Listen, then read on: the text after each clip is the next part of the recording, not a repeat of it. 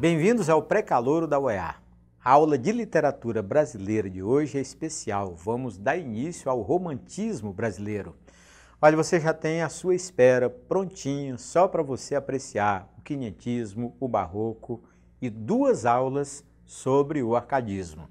Se você entrar no portal da UEA, clicar num link que remete ao Pré-Calouro, essas aulas estão à sua disposição.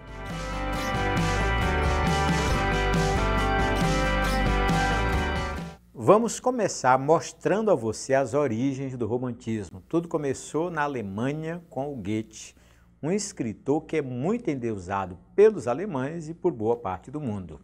Tivemos a contribuição da Inglaterra por meio do Lord Byron, que contaminou toda a segunda geração do nosso romantismo aqui no Brasil.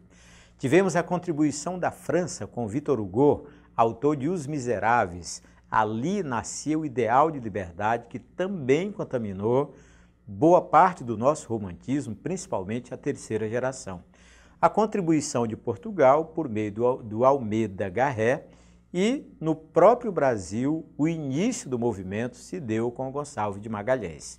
Olha que já é um movimento muito próximo da nossa época, logo depois da independência do Brasil, portanto um movimento que tem muito valor para você que vai enfrentar a prova de vestibular.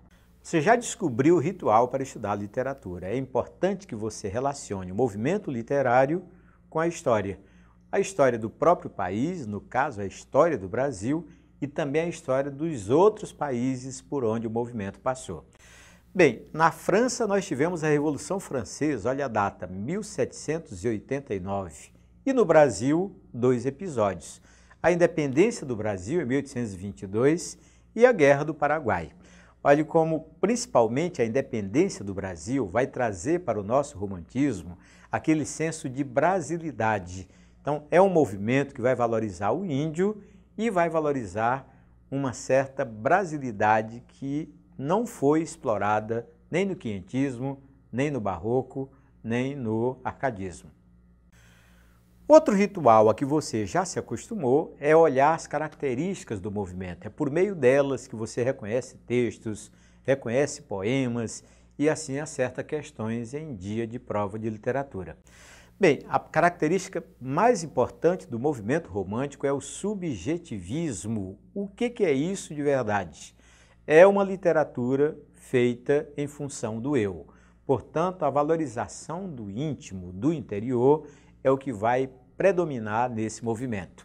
Então o mundo fica meio esquecido com relação à sua própria realidade e passa a predominar o individualismo. A realidade, com todas as suas mazelas, é um pouco ignorada em função da visão pessoal. Portanto, todas as obras do romantismo serão produzidas com essa ótica da valorização do eu, do individualismo e da visão pessoal. Mais uma característica interessante para o romantismo é a famosa imaginação criadora. Acredite, os autores nunca viajaram tanto como na época do romantismo. A fuga do presente em direção principalmente ao passado. Interessante. Não era um movimento futurista, ninguém ficava tentando prever ou adivinhar o futuro, mas principalmente uma viagem em direção ao nosso passado, naturalmente não para retratá-lo ao pé da letra, mas para criar ali muita fantasia. Outra coisa, a fantasia e o sonho passam a ser as tônicas não só da poesia, mas principalmente das histórias contadas por meio do romance.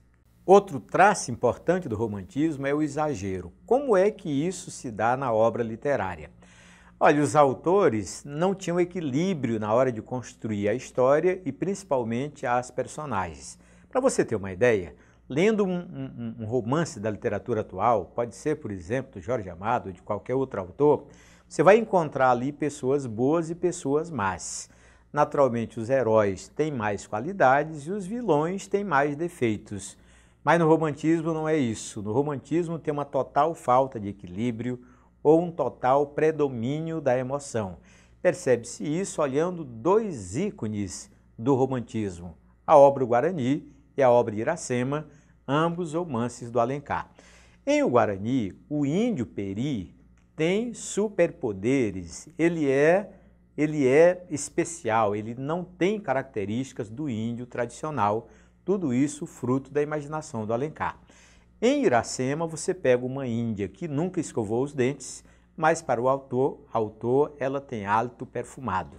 E essas coisas não podem ser vistas do ponto de vista de criticar o autor nem a obra, mas do ponto de vista de literatura feita nos moldes europeus em que exagerar era mesmo necessário.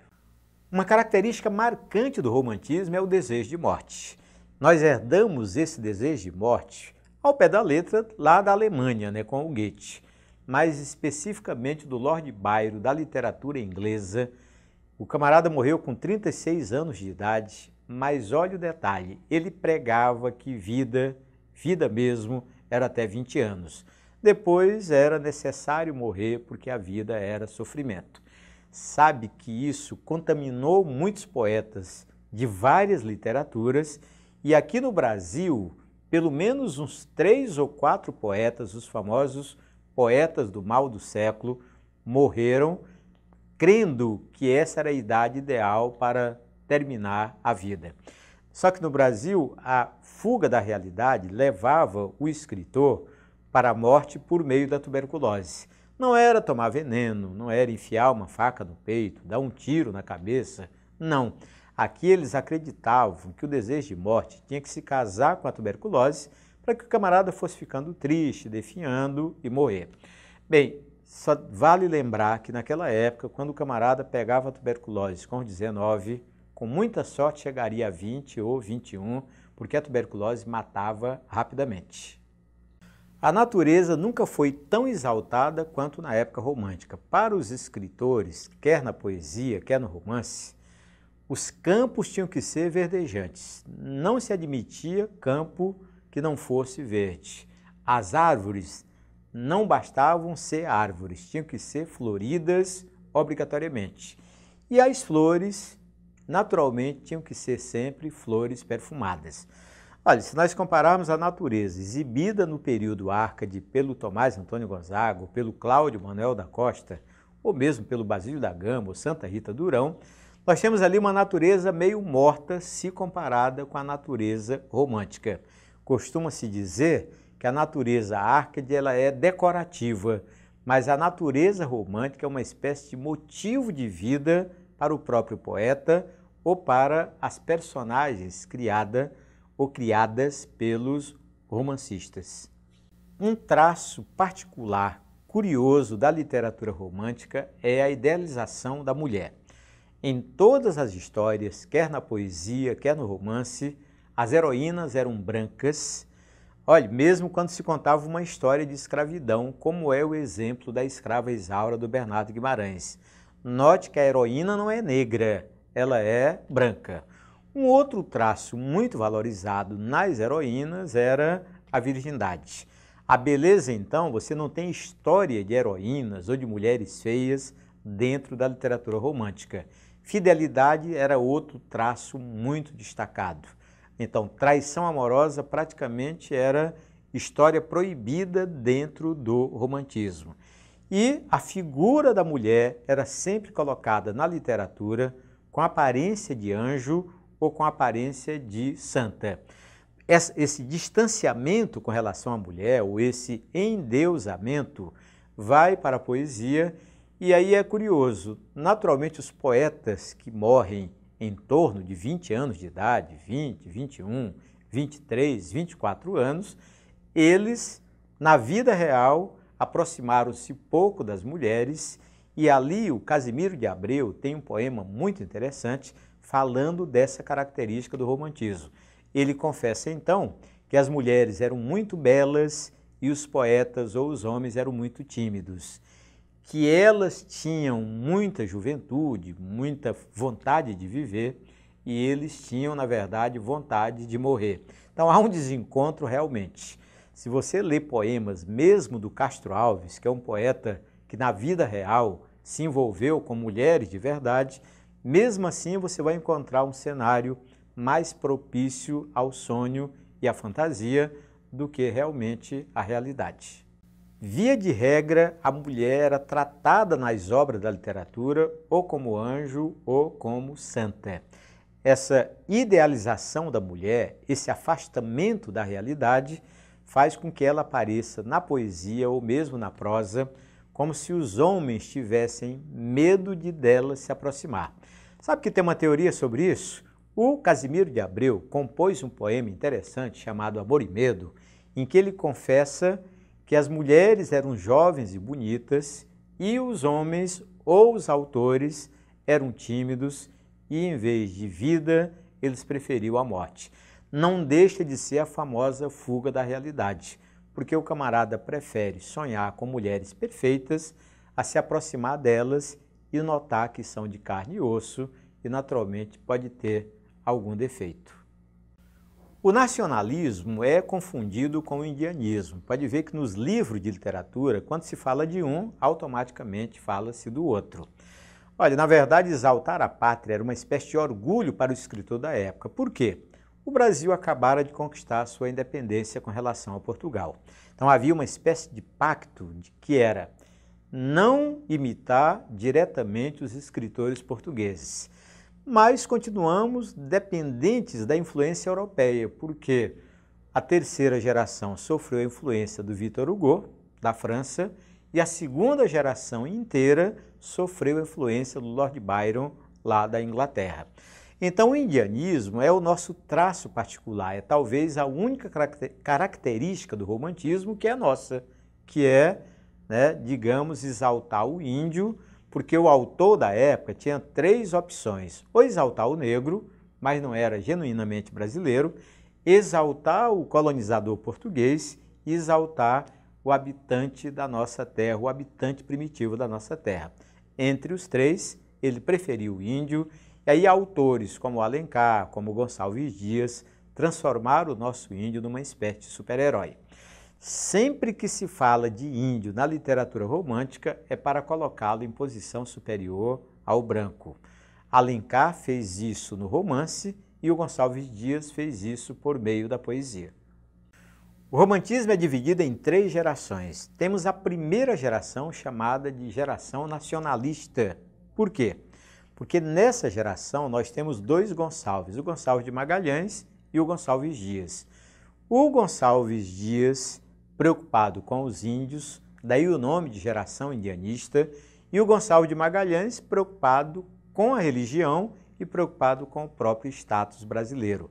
Portanto, nacionalismo e indianismo são as tônicas dessa primeira geração, e uma geração fácil de lembrar porque tem o Gonçalves de Magalhães e o Gonçalves Dias como autores máximos. Fácil de lembrar o Gonçalves Dias por meio da Canção do Exílio, que virou uma espécie de hino nacional brasileiro, e fácil lembrar o nome do Gonçalves de Magalhães pela obra Suspiros Poéticos e Saudades, que é a obra inauguradora do romantismo aqui no Brasil. A segunda geração romântica ficou conhecida por geração do mal do século. A característica dela é a influência direta do Lord Byron, lá da Inglaterra, daí o nome de geração byroniana. Influência do mal do século, aquela tendência que o poeta tinha para morrer jovem, ali em torno dos 20 anos de idade. Merece o nome de ultra-romântica porque numa escala crescente, a primeira geração foi mais comedida, a segunda geração foi o ápice do romantismo e a terceira uma espécie de declínio em que os poetas já estavam mudando um pouco em direção à realidade. É nessa segunda geração que se percebe toda a força do subjetivismo ou do individualismo. São 4 poetas que bem representam essa geração. O Álvares de Azevedo, que ficou como símbolo do mal do século, o autor de Lira dos 20 anos, o Fagundes Varela, que morreu até um pouco velho para a média de idade da época, morreu com 34 anos, como normal, quando o normal era morrer ali em torno de 20, 21, 23. O Casimiro de Abreu, que morreu com 21 anos de idade, e o Junqueira Freire, que morreu com 23. Portanto, estamos diante da nata do romantismo, mas vale uma observação. Essa divisão tradicional de primeira, segunda, terceira gerações é uma divisão mais para a poesia, não abrange muito um fenômeno chamado prosa, porque estamos diante do primeiro movimento da literatura, em que vai haver uma modalidade chamada poesia e uma outra modalidade chamada prosa, principalmente romance. E a terceira geração romântica é uma espécie já de transição para o realismo, tanto é que a influência vem lá da França, do Victor Hugo, com o seu senso de pregar a liberdade. Tanto é que nas três gerações, a única que de verdade se preocupou com a escravidão ou se preocupou em defender os escravos foi a terceira, na voz e na poesia do Castro Alves.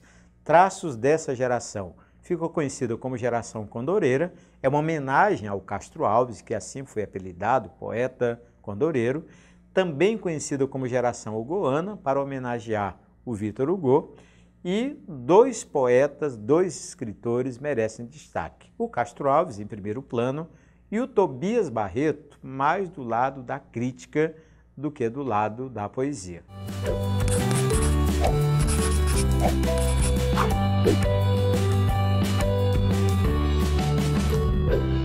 Vamos conhecer Canção do Exílio, do Gonçalves Dias, que é um poema bem representativo da primeira geração romântica.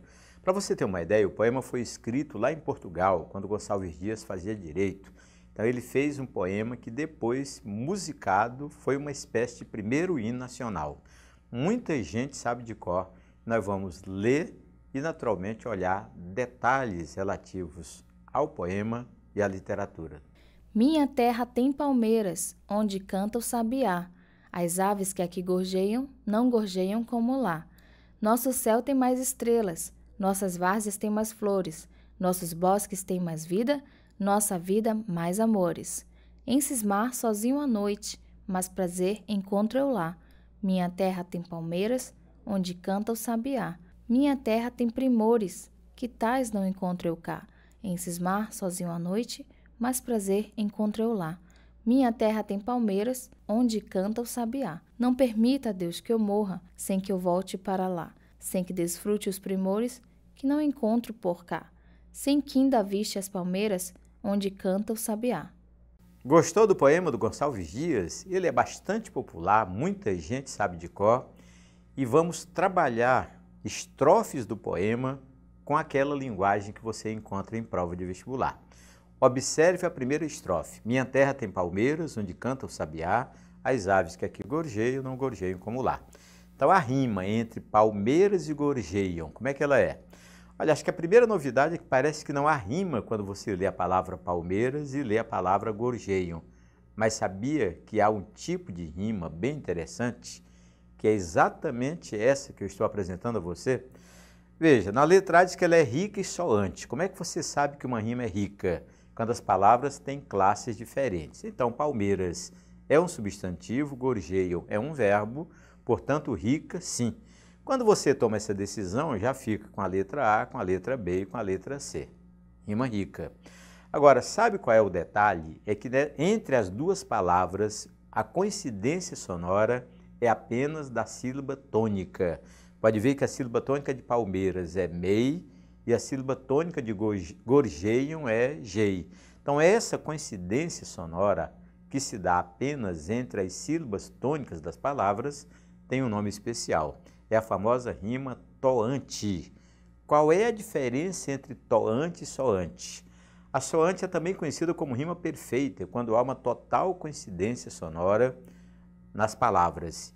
E a toante é essa coincidência especial que se dá apenas no som das sílabas tônicas. Portanto, a letra B de bola é a resposta. Vamos à segunda questão sobre o poema Canção do Exílio, do Gonçalves Dias. É a mesma estrofe da questão anterior. Minha terra tem palmeiras, onde canta o sabiá, as aves que aqui gorjeiam, não gorjeiam como lá. Mas o que queremos saber agora é a rima entre sabiá e lá. Como é que você a classifica? Letra A diz que ela é rica e masculina. Letra B que ela é rica e feminina. C, rica e esdrúxula.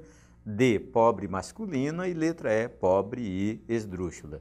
Comecemos com aquele detalhe das classes gramaticais. Você sabe que sabiá é substantivo e lá é advérbio. Então a rima ocorreu entre palavras de classes diferentes. é rica. Isso já nos dá 3 letras, A, B e C. E qual é o detalhe de masculina, feminina e esdrúxula? Acompanhe. A rima masculina é a que ocorre entre palavras oxítonas ou palavras monossílabas. É exatamente isso. A palavra sabiá é oxítona e a palavra lá é um monossílabo. Portanto, letra A é a resposta. Já entendeu quando é que a rima é feminina? Quando ela ocorre entre palavras paroxítonas. É a rima mais comum de toda a nossa literatura. E uma rima rara, difícil de encontrar nos poemas, é a esdrúxula, porque ela ocorre entre palavras proparoxítonas. Vamos à terceira questão em cima do poema Canção do Exílio, do Gonçalves Dias. Olha a estrofe escolhida agora. Nosso céu tem mais estrelas, nossas várzeas têm mais flores, nossos bosques têm mais vida, nossa vida mais amores.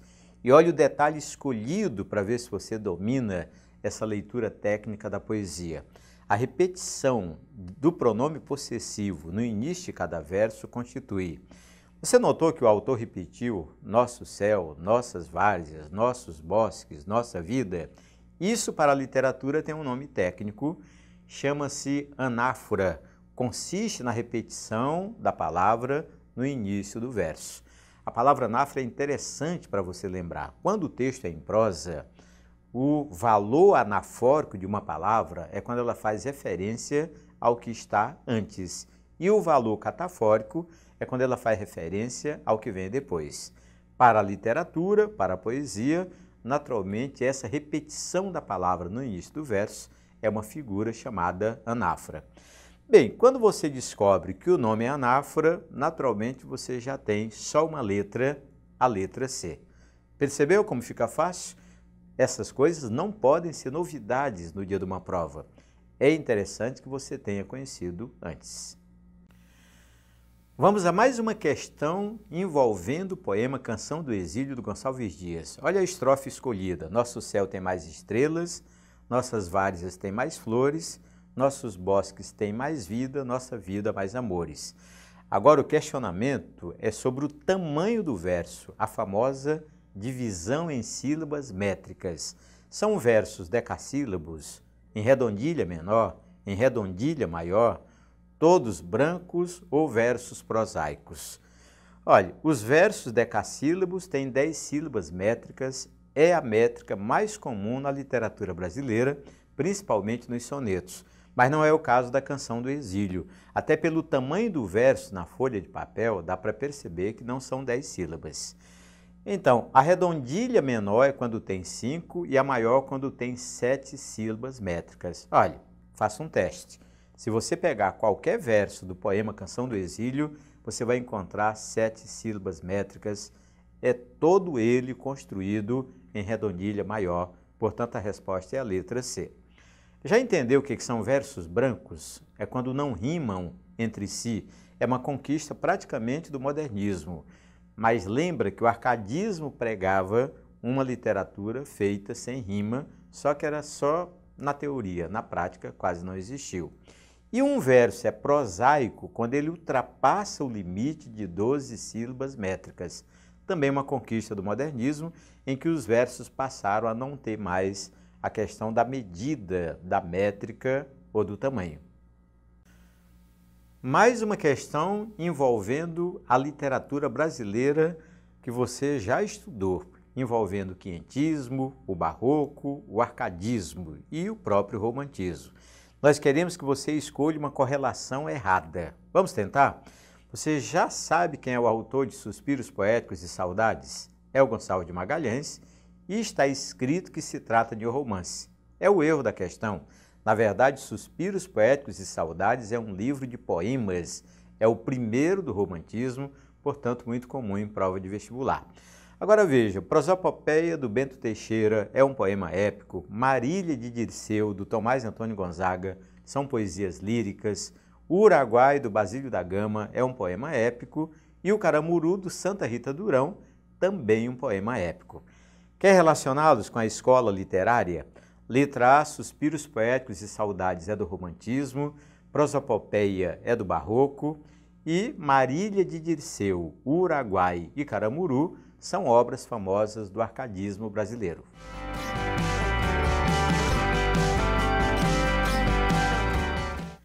A aula de hoje chegou ao fim, mas você sabe que você tem na internet todas as aulas anteriores à sua disposição. Acesse o portal da UEA, tem um link que remete você ao pré-calouro e ali você tem aulas sobre o quinhentismo, sobre o barroco, sobre o arcadismo e a nossa primeira aula sobre o romantismo. Até a próxima!